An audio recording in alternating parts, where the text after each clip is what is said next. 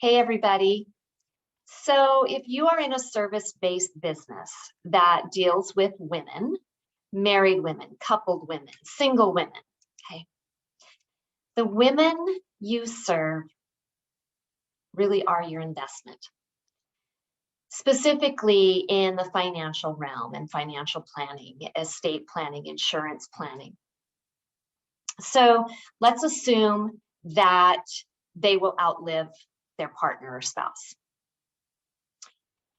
And the research is really beyond convincing because right now, the average age of a widow in the US is 59 years old.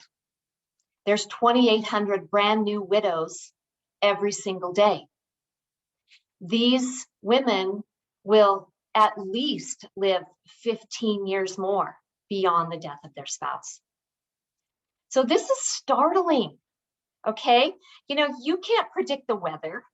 You can't predict when this is going to happen, what season this is going to happen, but you can forecast that death will happen.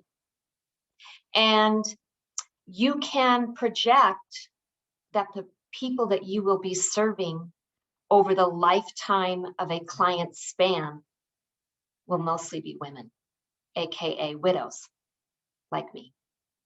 So I'm guilty of not being an active participant in this conversation.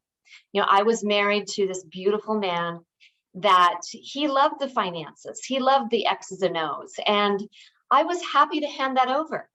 I had a career. We were parents of, kids.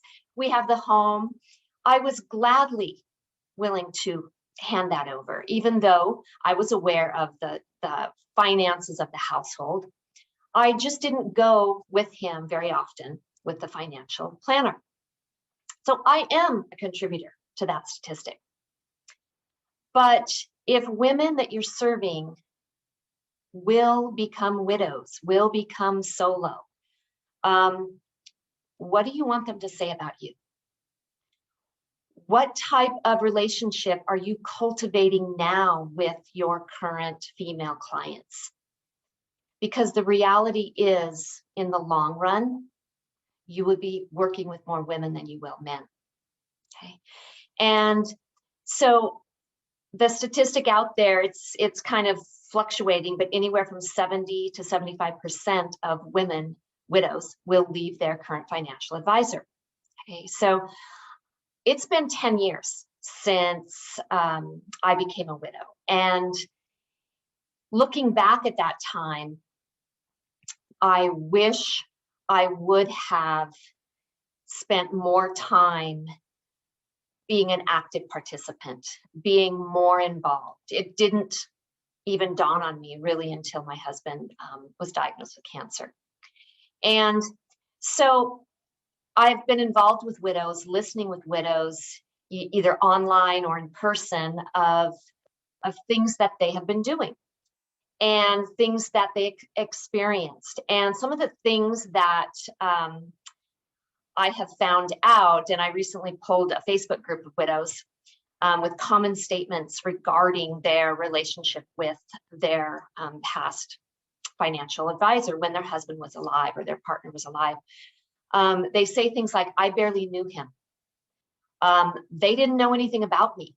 Okay, they didn't even know I had a career or a life. I was invited and included in the activities that involved food or a dinner or a banquet.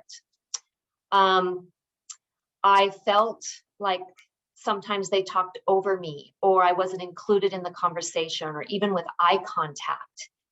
And after they died, they assumed that it was all going to be the same and my needs hadn't changed. And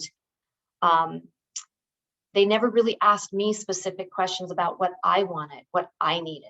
Okay. And so the main problem historically, okay, is there's men, women, masculine, feminine, different mindsets, but the financial division was male dominated.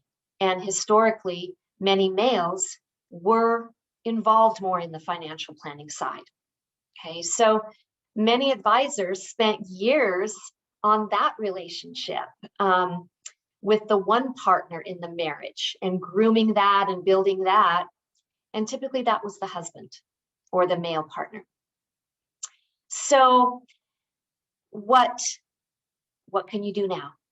I'm all about, can't go backwards. We can learn from it, but what can we do today? So here are some things that you can start doing today when you work with couples, spouses, both partners, 50-50, okay? Start using the correct term. Use the term my clients. Learn ways to talk about financial terms that are basic, not dumbing down, not condescending, okay? And it's okay to send literature home because auditory is only one way to communicate. When you meet, you should meet with both partners. Together, you should meet with both partners individually. Start building both of those relationships. And in these meetings, ask each partner questions, specific questions. Ask joint questions, joint goals, individual goals, okay?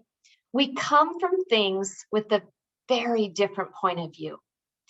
You know, I think back of a lot of times of specific arguments I had with my spouse, and it was very much, you know, he wanted to fix it and he would come in with advice and I just want to be heard.